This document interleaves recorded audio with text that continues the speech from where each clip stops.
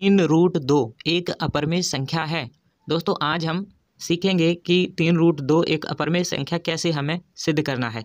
तो सबसे पहले हमें क्या करना होता है, हम मान लेते हैं माना 3√2 एक परिमेय संख्या है, परिमेय संख्या है।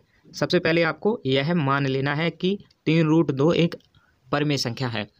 अब परिमेय संख्या मानी तो हम यहाँ पर लिखेंगे अर्थात हम ऐसी सह अभाज्य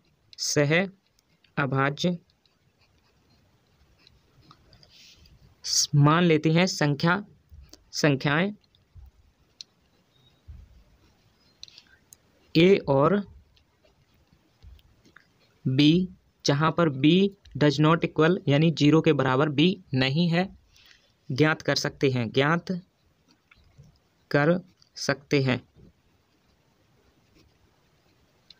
कि 3√2 बराबर a/b हो। ठीक है, यह होगा आपका। जब हमने इसे परिमेय संख्या माना तो यह a/b के रूप में हो जाएगी। अब देखिए क्या करना है, इसको पुनर्व्यवस्थित करेंगे। कैसे करना है, सबसे पहले आपको यह 3 जो है इसके भाग में कर देना है। √2 बराबर हो जाएगा a/3 यानी 3 और b। ठीक है, 3b हो जाएगा। अब देखिए यहाँ पर हमने 3 था, यहाँ पर भेज दिया भाग में, तो √2 बराबर a/3b हो गया। अब देखिए अगर आप देखेंगे कि 3 a और b पूर्णांक हैं, a और b जो है वो पूर्णांक है। अगर आप देख पा रहे होंगे, पूर्णांक जानते हैं 1 2 3 4 5 सभी संख्याएं आपकी पूर्णांक होती हैं, 0 और माइनस वाली।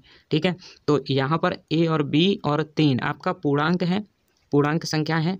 इसलिए a/3b एक परिमेय संख्या होगी, एक परिमेय संख्या हो जाएगी, क्योंकि यह सभी पूर्णांक है तो परिमेय संख्या हो जाएंगी, परिमेय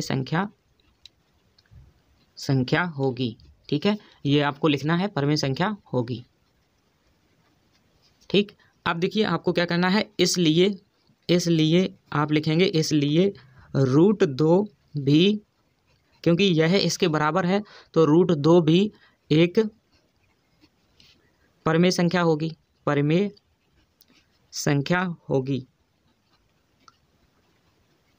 ठीक है, ये आपको लिख देना है। परंतु अब लिखना है आपको, परंतु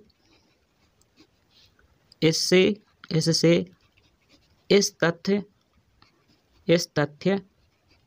का विरोधाभास होता है, किस तथ्य का विरोधाभास होता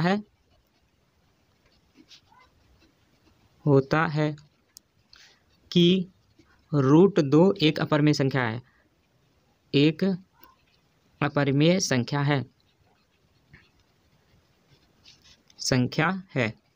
यह आपको लिख देना है, संख्या है। यानी परंतु लिखेंगे हम, इससे इस तत्व का विरोधाभास होता है कि √2 एक अपरिमेय संख्या है, क्योंकि यहाँ पर अगर a/3b के बराबर में √2 है तो यह परिमेय संख्या होगी, परिमेय संख्या हो जाएगी आपकी अगर इसके बराबर है तो। लेकिन यह आपकी अपरिमेय संख्या है, तो इसलिए हम क्या लिखेंगे, हम यह निष्कर्ष निकालते हैं कि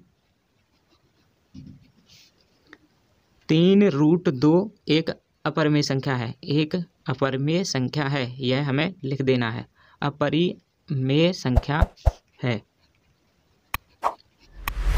तो इस प्रकार से आपका पूरा सिद्ध हो गया कि 3√2 आपका परिमेय संख्या है, यानी अपरिमेय संख्या है, यह हमने सिद्ध कर दिया। ठीक है, तो आप समझ गए होंगे। इसी प्रकार से आपको बिल्कुल वहाँ पर अपनी कॉपी में लिख देना है और आपको 5 में 5 जितने भी नंबर का है आपको वहाँ पर मिल जाएंगे।